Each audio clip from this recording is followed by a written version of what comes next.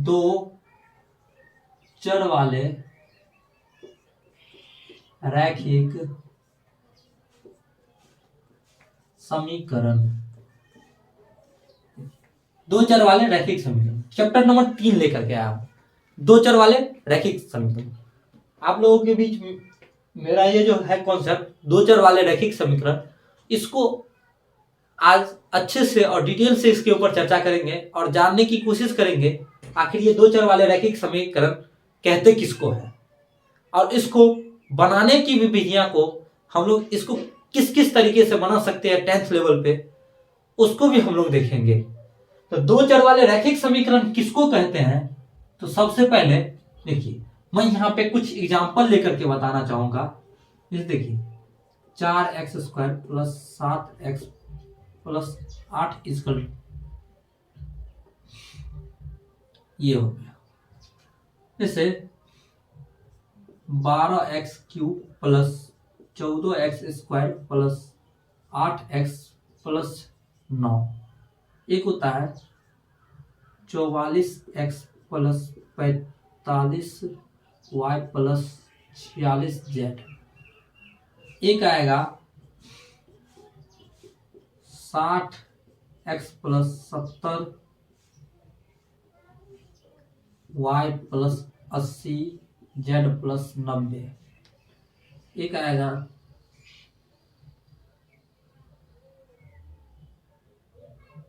9x plus 7y plus 8, ये आएगा। दूसरा मैं इधर लेके बता रहा हूं, एक होते हैं इस टाइप से, एक होते हैं 9x³ plus 7x² plus 8x equal to 0, एक होता है 7x² plus 8x minus 9 equal to 0, एक होता है 7x प्लस 9y और इक्वल टू 0, एक होता है 9x plus 7y minus 5 equal to 0, एक होता है 12x³ plus 16y² plus 17z equal to 0, एक होता है 16x plus 17y plus 5z equal to 0, एक होता है 7x minus 6y plus 8 equal to 0। अब देखिए ये मैं दो टाइप से, दोनों को आप लोग सोच रहे होंगे दोनों को अलग अलग क्यों किया। अब इसको अलग करने के पीछे एक रीजन है। वो रीजन हमारा क्या है, वो जो रीजन है दोनों को अलग करने के पीछे, वो रीजन ये है कि हम लोग इन दोनों में से अब समीकरण किसको कहेंगे। तो भाई साहब आप लोग को बहुत सारे को पता भी होगा समीकरण किसको कहते हैं, जिनको नहीं पता है उसके लिए मैं बताना चाहूंगा। ये जो है ये सभी, ये हमारा क्या कहलाएगा, बहुपद कहलाएगा। क्या कहलाएगा, बहुपद। बहुपद ये हमारा क्या कहलाता है, बहुपद। जिसके बराबर में 0 या कुछ नहीं रहता है वो हमारा क्या कहलाता है, बहुपद कहलाता है। और जिसके बराबर में 0 रहता है वो हमारा क्या कहलाता है, ये सभी चीजें, ये सभी हमारा क्या कहलाएगा, समीकरण। समीकरण। आई होप कि आप लोग ये समझे होंगे जो बहुपद किसको कहते हैं और समीकरण किसको कहते हैं। ठीक है, समीकरण के हमेशा फॉर्मेट में 0 रहेगा ही बराबर में। अब कोई बहुपद है उसको समीकरण बनाना है, सिंपल है, उसके बराबर में 0 कर दो समीकरण बन जाएगा, है कि नहीं। बहुपद को समीकरण बनाना है, आसान है। ठीक है, अब हम लोग देखेंगे इसमें है क्या। तो सबसे पहले चर, बहुपद और समीकरण बनाने के लिए कॉमन बातें जो है उसको हम लोग जानने की कोशिश कर रहे हैं। तो सबसे पहले क्या है, चर। तो चर क्या होता है, ए से लेकर के जेड तक जो होती है उसी संख्या को हम लोग क्या कहते हैं, चर कहते हैं। ए से जेड तक की संख्या को हम लोग क्या कहते हैं, चर कहते हैं। दूसरी नंबर बात है घात।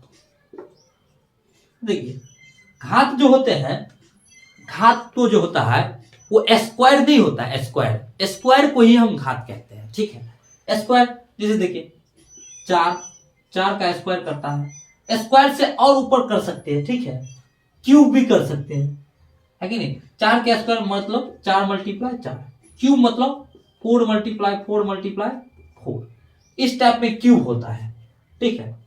अब यहां पर हम लोग देखने की कोशिश करेंगे, तो देखिए समीकरण और बहुपद के लिए कॉमन बातें क्या होती है, दो बातें कॉमन होती है, एक होती है चर और दूसरा होता है घात। चर और घात जो होती है वो समीकरण में रहता ही रहता है, विदाउट चर और घात के क्या होगा, समीकरण नहीं बनेगा या बहुपद ही नहीं बनेगा। अब हम लोग देखेंगे जो भाई बहुपद या समीकरण, ये जो एग्जाम्पल है ये सभी क्या है, तो देखिए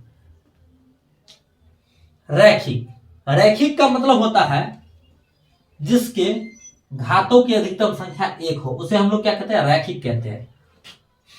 यानी घातों की अधिकतम संख्या, अधिकतम क्या हो, संख्या 1 हो, उसे हम लोग क्या कहते हैं, रैखिक समीकरण कहते हैं, ठीक है।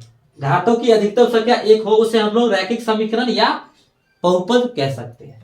दूसरी नंबर बात, दो चर। चर किसको कहते हैं, ए से जेड तक को क्या कहते हैं, चर। जिस समीकरण में चरों की अधिकतम संख्या, चरों की अधिकतम संख्या कितना हो, अधिकतम संख्या 2 हो, क्या हो, चरों की अधिकतम संख्या 2 हो, तो वो हमारा क्या कहलाएगा, दो चर, दो चर वाले। तो हम लोग को ढूंढना क्या है, दो चर वाले और घातों की संख्या 1 यानी रैखिक समीकरण।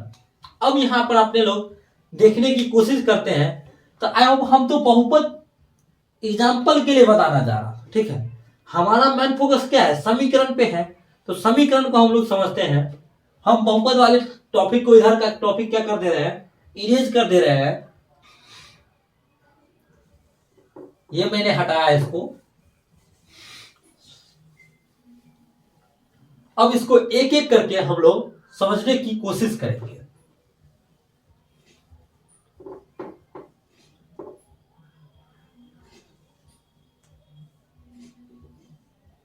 तो देखिए एक एक करके जो समझेंगे, तो सबसे पहले आता है ये, देखिए आप लोग फटाफट से बताएंगे, 9x³ plus 7x square plus 8x equal to 0। ये तो पता है, ये समीकरण है। समीकरण में कैसा समीकरण है, तो घातों की अधिकतम संख्या कितना है, 3 है, और चरों की अधिकतम संख्या कितना है, 1 है। यानी ये क्या कहलाएंगे, एक चर वाले त्रिघात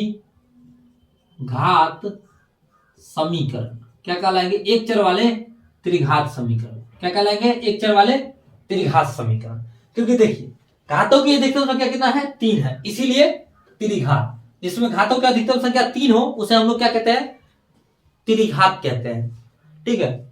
और चरों की अधिकतम संख्या x x x एक ही है, तो चर, एक चर वाले त्रिघात समीकरण, ठीक है, एक चर वाले त्रिघात समीकरण। अगला लेकर के देखते हैं, ये क्या है, घातों की अधिकतम संख्या कितना है, 2 है, चरों की अधिकतम संख्या कितना है, 1 है।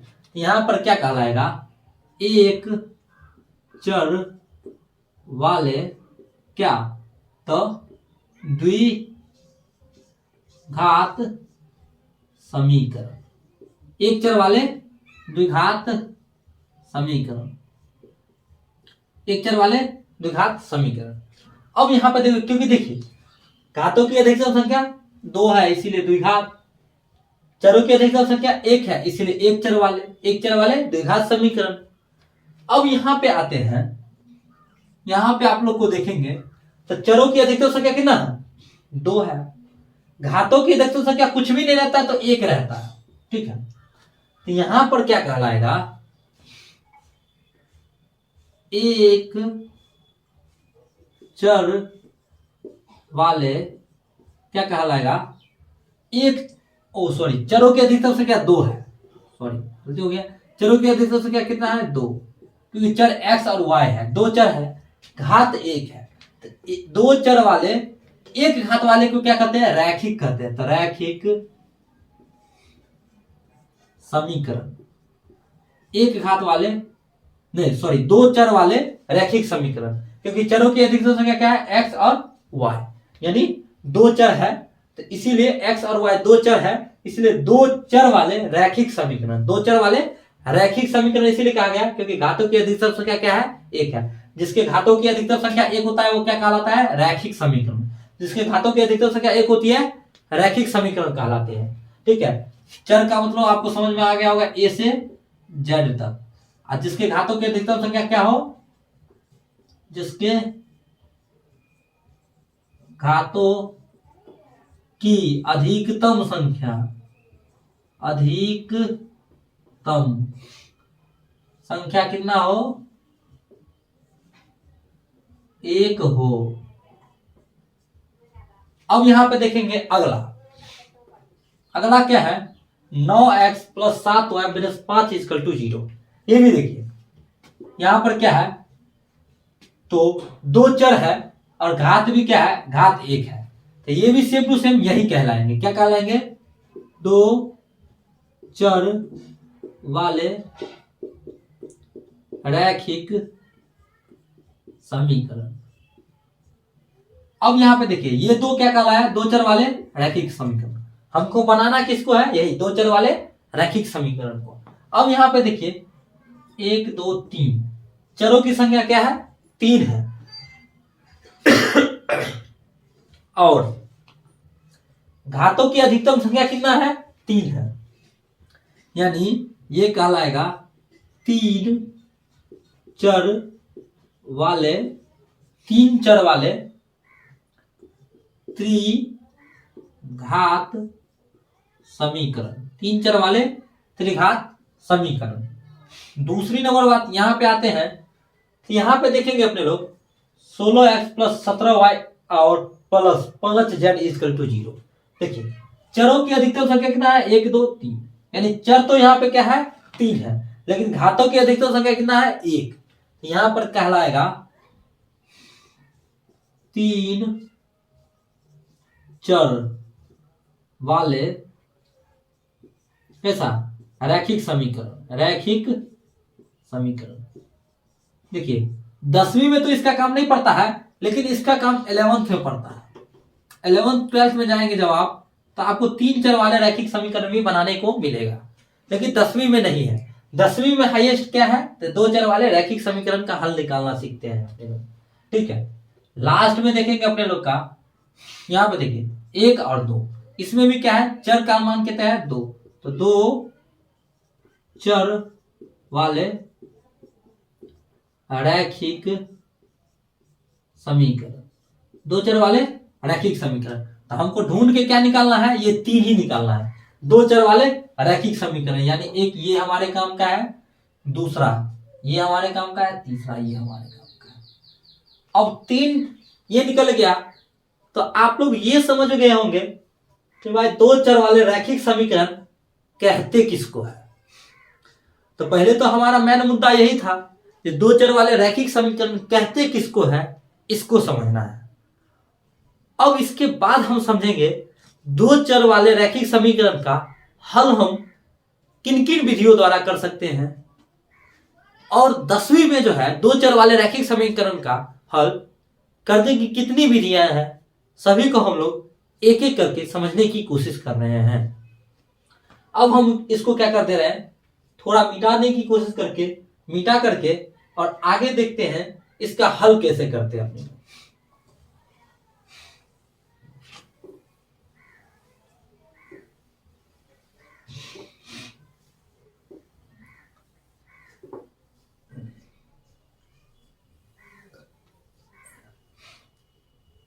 इसको हल करने के लिए मैं एक क्वेश्चन ले रहा हूं आपके लिए। एक क्वेश्चन मेरा है, निम्नलिखित रैखिक, देखिए अब हल करने की जो होती है बहुत सारे विधियां हैं, इसका जो हल करने की जो विधियां हैं वो बहुत सारे विधि है।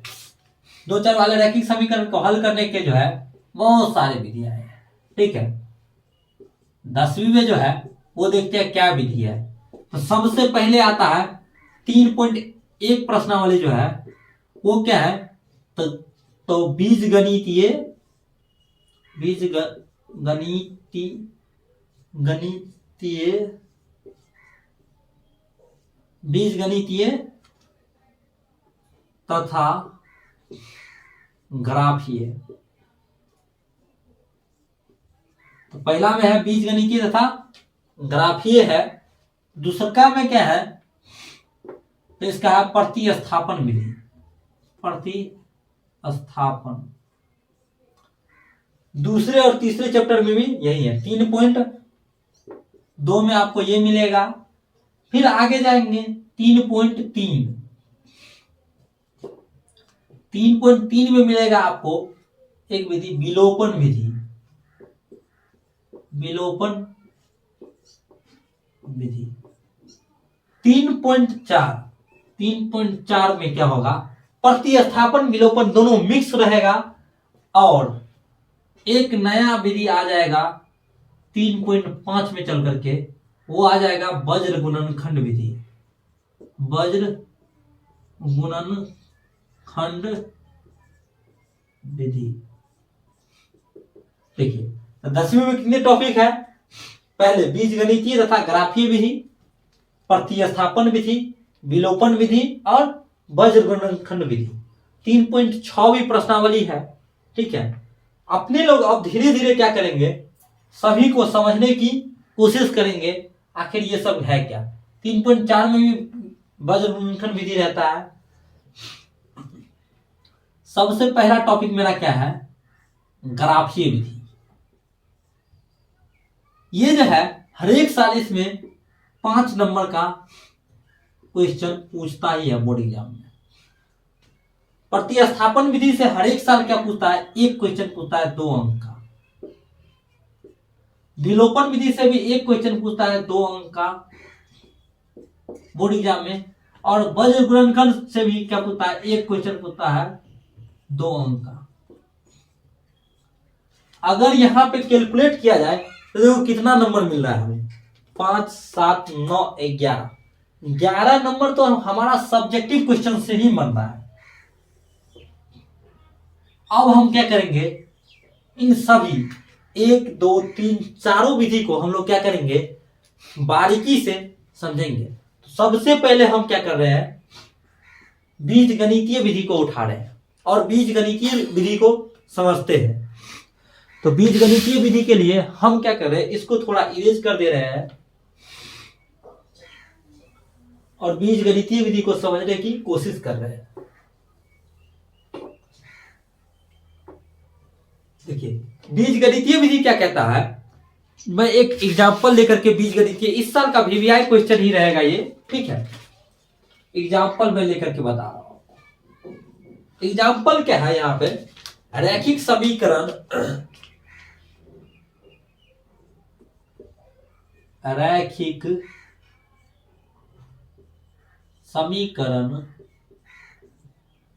समीकरण x minus 2y equal to 5। दूसरा समीकरण, इसमें 2 समीकरण रहता है। एक समीकरण 2x plus 4y equal to 10, ठीक है। सबसे पहले हम इसको बनाएंगे। इसी सवाल को हम क्या करते हैं, चारों विधि पे बना के ट्राई करते हैं, ठीक है। अब देखिए सबसे पहले क्या करेंगे, इसको हम लोग समीकरण बनाएंगे। समीकरण बनाने के लिए यहां पे समीकरण तो है नहीं, इसको हम लोग पहले क्या करेंगे, तो पहला विधि है हमारा 3.1 वाला विधि, वो है ग्राफीय विधि। ग्राफीय एवं बीजगणितीय, ग्राफीय एवं बीजगणितीय रूप से करेंगे सॉल्यूशन। इसका सॉल्यूशन करेंगे तो सॉल्यूशन क्या आएगा, देखिए 2 समीकरण हमारा बना बनाया हुआ दे रखा है। तो देखिए सबसे पहला समीकरण x माइनस 2y, अब बराबर 5 है, तो उसको बराबर 5 जो है उसको हम लोग पहले क्या करेंगे, इधर ले आएंगे। ठीक है, तो देखिए, नहीं तो बराबर 5 है तो उसको बराबर 5 रहने ही देंगे। ठीक है, दूसरा समीकरण क्या है, तो समीकरण देखिए हमारा क्या बन जाएगा 1। समीकरण 2 क्या है, 2x minus 4y equal to 10 है। हम लोग समीकरण 1 को लेंगे। देखिए, तो ग्राफीय विधि से बनाने के लिए हमें क्या करना पड़ता है, जैसे समीकरण 1 था, समीकरण 2 को मैं इस साइड लिख दे रहा हूं, 2x plus 4y equal to में 10। समीकरण ग्राफीय विधि से निकालने के लिए हमें क्या करना पड़ता है, x का मान कुछ रखना होता है, जिससे हमारा क्या आ जाता है, y का मान ऑटोमेटिक निकल के सामने आ जाता है। तो सबसे पहले इसको थोड़ा हल करेंगे। तो देखिए x इक्वल टू हम लोग कर सकते हैं 5 माइनस का 2y उधर जाएगा तो प्लस 2y, यहां पे आया। यहां पे थोड़ा हल करेंगे, 2x इक्वल टू 10 प्लस है उधर जाएगा तो माइनस का 4y, ऐसा मेरा बन गया। अब यहां पे नहीं तो आप ऐसे रहने देना चाहते हैं तो ऐसे भी रहने दे सकते हैं। यहां पे क्या कर सकते हैं आप, x का मान आप एज्यूम कर सकते हैं, कुछ भी मान सकते हैं अपने मन से, कुछ भी 0 से लेके अनंत तक x की मान ले सकते हैं हम लोग। लेकिन 0 से लेके अनंत तक जो x के मान लेते हैं ना, उसमें हमारा एक टॉपिक, एक मतलब सेंस ऑफ ह्यूमर में एक ये बात एड रहना चाहिए, जो हम कुछ ऐसा x का मान रखें जिससे क्या हो, ये जो ग्राफ बनाने में जो पॉइंट आए, वो पॉइंट जो है हमारा ऋणात्मक या नहीं, ऋणात्मक आ सकता है यदि दशमलव में नहीं आए, क्योंकि दशमलव में अगर पॉइंट आ जाता है तो ग्राफ बनाना थोड़ा मुश्किल हो जाता है, बस यही है और कुछ भी नहीं। हम यहाँ पे क्या कर रहे हैं, x का मान क्या रख दे रहे हैं, तो x का मान रख दे रहे हैं हम यहाँ पे, अगर x का मान हम रख देंगे यहाँ पे, x का मान हम मान लीजिए अगर रख दे रहे हैं 7 रख देते हैं, नहीं तो x का मान 7 रख देते हैं, x का मान, तो हमारा क्या आएगा, ध्यान दीजिएगा, x का मान 7 रखेंगे तो 7 माइनस 2y इक्वल टू 5। ठीक है, अब देखिए 7 माइनस 2y इक्वल टू 5। अब ये जो है 2 7 को उधर लेके जाएंगे, तो देखिए माइनस का 2y इक्वल टू कितने हो जाएगा, तो 5, माइनस का 2y इक्वल टू 5 और माइनस 7 हो जाएगा, तो क्या होगा, माइनस का 2y इक्वल टू माइनस का 2। अब याद देखिए 2 और 2 क्या हो रहा है, कैंसिल आउट हो रहा है, यानी y इक्वल टू क्या हो जाएगा, 0 हो जाएगा। ठीक है, 2 2 कैंसिल हो जाएगा तो y इक्वल टू क्या हो जाएगा, 0 हो जाएगा। या नहीं तो एक हो सकता है यहां पर, या नहीं तो आप लोग क्या कर सकते हैं, 2 है ना, यहां पर माइनस 2y इक्वल टू कितना है, माइनस 2, y इक्वल टू करेंगे माइनस 2y, ये देखिए ये गुना में है, उधर जाएगा तो भाग में, काटेंगे तो क्या हो जाएगा 1, y का मान कितना बना 1 और x का मान 7, यानी 7,1 बनेगा एक मेरा पॉइंट। दूसरा पॉइंट निकालेंगे तो y का मान इस बार कुछ रखना पड़ेगा। अगर मैं यहां पे y का मान y इक्वल टू अगर मैं यहां पे 0 रख दे रहा हूं तो क्या बनेगा, x माइनस 2 मल्टीप्लाई y का मान 0 बराबर में 5, तो क्या आएगा, x मैंने 2 गुना 0 कितना होगा, 0 बराबर 5, यानी x इक्वल टू कितना आया 5। यहां पे क्या 2 पॉइंट बना, x y 5, 0, यानी 5, 0। 2 पॉइंट मेरा इस समीकरण से बन गया है। अब 2 पॉइंट हमारा किससे बनेगा, इस समीकरण से। तो इसमें मैं यहां पे क्या कर दे रहा हूं, x का मान क्या रख दे रहा हूं, x का मान मैं रख दे रहा हूं यहां पे 0 ही रखें, x का मान 0 रखेंगे, क्या होगा 2 गुना x का मान 0 प्लस 4y इक्वल टू 10 हो जाएगा। अब यहां पे क्या होगा, 2 को 0 से मल्टीप्लाई करेंगे तो 0 प्लस 4y इक्वल टू 10। अब देखिए 4 इधर में है, उधर जाएगा क्या हो जाएगा, देखिए प्लस का 4 है इधर, उधर जाएगा तो क्या बनेगा, माइनस का 4, या यू कहें हम लोग 4y है ना यहां पे, अगर 10 को इधर ले आए या प्लस के 4 को उधर ले जाए तो हमारा क्या बनेगा, y इक्वल टू 10 प्लस के 4 उधर ले जाएंगे तो माइनस का 4, तो y इक्वल टू कितना आ जाएगा 6 आ जाएगा। y इक्वल टू हमारा क्या आ गया 6 आया। y का मान 6, x का मान 0, यानी x, y यानी 0,6 आ जाएगा हमारा एक पॉइंट। अगला पॉइंट देखेंगे हम, एक बार क्या करेंगे y का मान 0 रखेंगे, y इक्वल टू 0 रखने पे y का मान अगर 0 रखते हैं तो क्या आएगा हमारा 2x plus 4 multiply 0 equal to 10। अब देखिए यहाँ पे क्या बन रहा है 2x प्लस 4 को 0 से मल्टीप्लाई करके 0 इक्वल टू 10। अब यहाँ पे अपने लोग क्या कर सकते हैं, 2 को इधर से उधर गुना में है, उधर ले जाएंगे भाग में हो जाएगा, तो x इक्वल टू 10/2, यानी इसको काटेंगे तो क्या आ जाएगा 5, यानी x कितना आया 5, y कितना आया 0, यानी 5,0। यहाँ पे भी 2 पॉइंट मिला, यहाँ पे भी हमको 2 पॉइंट मिला। अब देखिए दोनों जगह से हमें क्या मिला 2-2 पॉइंट मिला। अब इन दोनों पॉइंट को लेकर के हम क्या बनाएंगे, एक ग्राफ बनाएंगे। आप लोग को एग्जाम में क्या करेगा, एक ग्राफ पेपर देगा लास्ट में, उसमें ग्राफ बनाने के लिए मैं यहाँ पर फिलहाल मेरे पास तो कुछ है नहीं, तो बोर्ड पे मैं, आप लोग कॉपी पे बनाएंगे तो एग्जैक्ट ग्राफ आएगा। मैं यहाँ पे बनाने की कोशिश कर रहा हूँ ग्राफ बनाने में 2 खास बातों को ध्यान में रखना आवश्यक होती है। वो 2 खास बात क्या है उसको हम लोग समझते हैं। सबसे पहले देखेंगे ये जो पॉइंट वगैरह आए हैं, ये जो 4 पॉइंट है, इन 4 पॉइंटों में सबसे कम क्या है, तो सबसे कम इन 4 पॉइंटों में 0 है। क्या है 0 है, तो सबसे कम क्या मिला 0। उसके बाद देखेंगे सबसे हाईएस्ट पॉइंट क्या है, तो सबसे हाईएस्ट पॉइंट कितना है 5, 6, 5, 7 है। सबसे हाईएस्ट पॉइंट कितना है 7 है। तो हमको कितना लेना है 0 से लेके 7 तक लेना है। आप 0 से लेकर 7 तक किसी भी टाइप के ग्राफ बना सकते हैं। इसमें एक बात कॉमन होती है, जो x एज्यूम किसको लिया जाता है, ये जो होता है हमारा पॉइंट, ये हमारा क्या होता है y होता है, और ये जो होता है हमारा, ये हमारा x होता है। अब ध्यान दीजिए यहां से कितना है 0 से लेके 7 तक हाईएस्ट है। मैं यहाँ पे क्या कर रहा हूं 2-2 का गैपिंग है, 0 से 2, 2 से 4, 4 से 6, 6 से 8। ये जो हमारा होता है कोना, ये 0 होता है। फिर यहां पे देखिए -2, -4, -6, -8। यहां पे देखिए -2, -4, -6, -8। यहां पे देखिए -2, 4, 6, 8। अब यहां पे ग्राफ को हम लोग मिलाएंगे। तो सबसे पहले समीकरण पहला लेंगे, देखेंगे पहला क्या है x पे 7, y पे 1।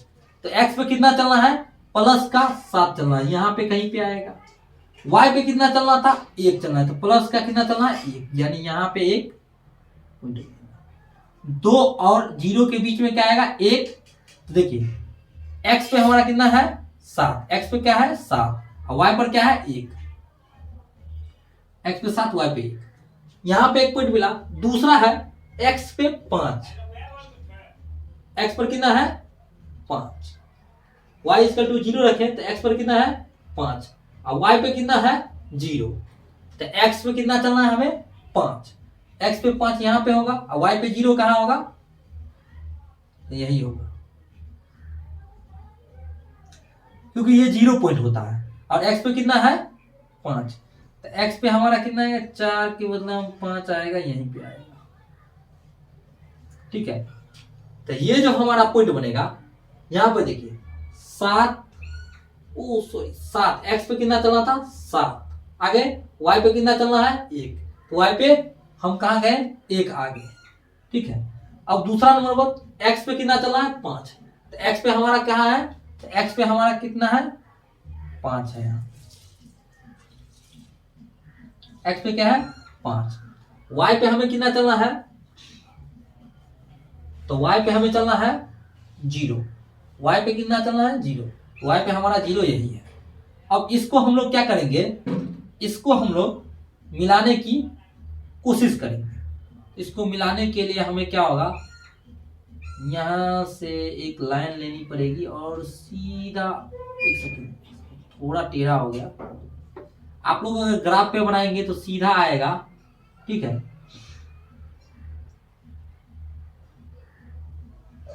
ग्राफ पेपर पे बनाएंगे तो आप लोग का सीधा लाइन आएगा। ये हमारा यू क्या आ गया, एक लाइन आ गया। ग्राफ पेपर पे बनाएंगे आप लोग तो पूरा पूरी सीधा रैखिक आएगा, ठीक है। अब यहाँ पे हमें क्या पॉइंट मिला है वो पॉइंट हम लोग लिख देंगे। ये वाला पॉइंट क्या था हमारा 7,1 और ये वाला पॉइंट क्या है 5,0। 2 पॉइंट मिल गया। दूसरी नंबर बात, इसमें समीकरण लिखना होता है। समीकरण एक क्या है, किस समीकरण से मिला है, x minus 2y equal to 1, इससे मिला है। अब अगला पॉइंट क्या बनाएंगे अपना, इसको मैं लिख दे रहा हूं यहाँ पे y इक्वल टू 0 दिए थे। अगला पॉइंट देखेंगे तो अगला देखने के लिए हमें इस समीकरण को देखना।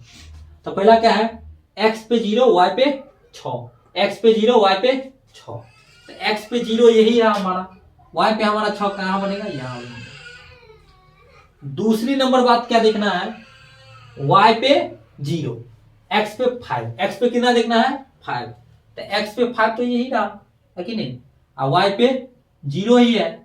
अब इसको हम लोग मिला देंगे,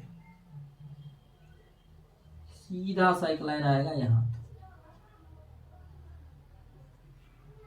अब यहां पे अपने लोग समीकरण लिखेंगे। ये क्या है 0,6 और ये क्या है 5,0। ये क्या है 5,0। अब अपने लोग देखेंगे, देखिए इसका पॉइंट एक जगह लिखा ही है 5,0 है कि नहीं, दोनों का सिंपल बात है, ये दोनों क्या हो गया सेम हो गया। आप एक लिखा हुआ है उसको छोड़ सकते हैं, ठीक है। अब यहाँ पे जो समीकरण है उस समीकरण के 2x plus 4y equal to 10, तो लिखेंगे 2x plus 4y equal to 10। ये हमारा हो गया पूरा पूरी समीकरण हल हो गया। और ग्राफीय विधि और बीजगणितीय, देखिए इसमें क्या है, ये सब जो हम लोग किए हैं ये हमारा बीजगणितीय रूप है, और ग्राफीय जो है ये हमारा क्या है ग्राफीय है। 5 नंबर का एक क्वेश्चन ग्राफीय तथा बीजगणितीय रूप से फाइंड करने के लिए हम लोगों को बोर्ड एग्जाम में देता ही देता है। आई होप कि आपको ग्राफीय एवं बीजगणितीय रूप समझ में आया होगा। तो ग्राफीय और बीजगणितीय रूप से हम लोग क्वेश्चन को किस प्रकार हल करते हैं, मैं इसी क्वेश्चन को प्रतिस्थापन विधि से और अलग अलग जो विलोपन विधि है, अलग अलग जो विधियां हैं, सभी विधि से हम लोग हल करने की कोशिश करते हैं। देखिए तो ग्राफीय विधि से हल कर दिए अपने लोग क्वेश्चन को, मैं इसको मिटा दे रहा हूं। और बीजगणितीय रूप अब लेंगे हम लोग प्रतिस्थापन विधि। तो क्वेश्चन हमारा सेम ही रहेगा। अब हम इसको बनाएंगे किस विधि से, प्रतिस्थापन विधि से। देखिए तो ये जो हमारा क्वेश्चन है इसको प्रतिस्थापन विधि से हम लोग कैसे हल करते हैं इसको हम लोग समझेंगे। देखिए इसको प्रतिस्थापन विधि से हल करने के लिए सबसे पहले ये समीकरण हमारा 2 है, समीकरण इसको 1 है और ये हमारा क्या है 2 है। हमको सबसे पहले क्या करना पड़ता है, इन दोनों समीकरण में हम प्रतिस्थापन विधि से यूज करें। प्रतिस्थापन विधि, देखिए सबसे पहले इन दोनों पॉइंट समीकरण में क्या करना पड़ेगा हमें। देखिए x minus 2y equal to 5 था समीकरण 1, समीकरण ये 2x plus 4y equal to 10 समीकरण 2। अब ये दोनों समीकरण में देखना है क्या, हमें इसमें भी देखना है और इसमें भी देखना है। किसी एक में से क्या करना है, x या y का मान निकाल लेना है, ठीक है। तो अब इसमें मान हम लोग निकाले किसमें से, किसी में से भी निकालेंगे, चारों में से किसी में से भी निकालेंगे x या y का मान, तो सवाल हमारा सही बनेगा। लेकिन हम लोग करते क्या है अक्सर, जो इसको सवाल को इजी बनाने के लिए जो छोटे वाले रहते हैं गुणांक, x का गुणांक जिसमें सबसे कम रहता है या y का गुणांक जिसमें सबसे कम रहता है, उससे हम लोग क्या करते हैं x या y का मान निकालते हैं। तो देखेंगे यहां पे x माइनस 2x, यहाँ पे 2x और प्लस 4y। अब इसमें आप लोग को दिखाई दे रहा होगा इसका गुणांक सबसे छोटा है, यानी x का गुणांक क्या है, 1 है। यहाँ पे कुछ भी नहीं है तो 1 है। अब यहां से हम लोग समीकरण 1 से स्टार्ट करेंगे।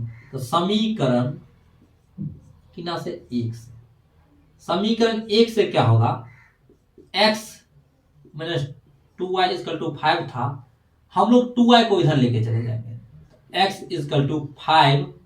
अब माइनस का था तो उधर जाएगा तो प्लस का 2y, तो क्या हो जाएगा, ये हमारा समीकरण 3 बन गया। अब ये जो समीकरण 3 बन गया तो किससे बनाए हैं, समीकरण 1 से बनाए हैं 3, है कि नहीं, x का मान। अब समीकरण 3 जो है जिससे बनाएंगे हम लोग उसमें नहीं रख करके उसके अपोजिट वाले समीकरण में रखेंगे। तो हम बनाए हैं समीकरण 1 से, हमको रखना क्या है, समीकरण 2 में। तो समीकरण 3 को समीकरण 2 में रखने, प्रतिस्थापित करने पर समीकरण 3 से x का मान समीकरण 2 में प्रतिस्थापित करने पर देखिए, रखना का मतलब होता है प्रतिस्थापित करना। रखना और प्रतिस्थापित करना बात बराबर ही होता है, ठीक है। स्थापित करने पर क्या होगा, तो यहां पे देखिए 2 x का मान कितना है, मल्टीप्लाई 5 प्लस 2y है ना, प्लस 4y इक्वल टू में 10 है। देखिए 5 को 2 से मल्टीप्लाई करेंगे तो 10 प्लस 2 दूना 4y प्लस का 4y इक्वल टू में 10। अब यहाँ पे देखिए 10 प्लस का उधर जाएगा तो क्या हो जाएगा, माइनस का 4y, 4y कितना बनेगा 8y, है कि नहीं, 4 और 4 कितना बनेगा 8y बनेगा, इक्वल टू में क्या बनेगा 10। अब प्लस का 10 उधर जाएगा तो माइनस का 10, तो यहाँ पर क्या होगा 8y इक्वल टू में 10 में से 10 जाएगा तो 0 हो जाएगा। अब 8 प्लस का उधर लेके जाओगे तो क्या हो जाएगा, माइनस का हो जाएगा, तो y इक्वल टू क्या होगा, माइनस का 8 आएगा। y इक्वल टू क्या आया, माइनस का 8। अब y का मान हमारे पास यहाँ पे आ गया है कितना, माइनस का 1। एक बार और हम देख लेंगे, 2 को 5 से किए 10 हो गया, और 2 को 2 से किए 4 हो गया। y का मान कितना है, माइनस 8 आया।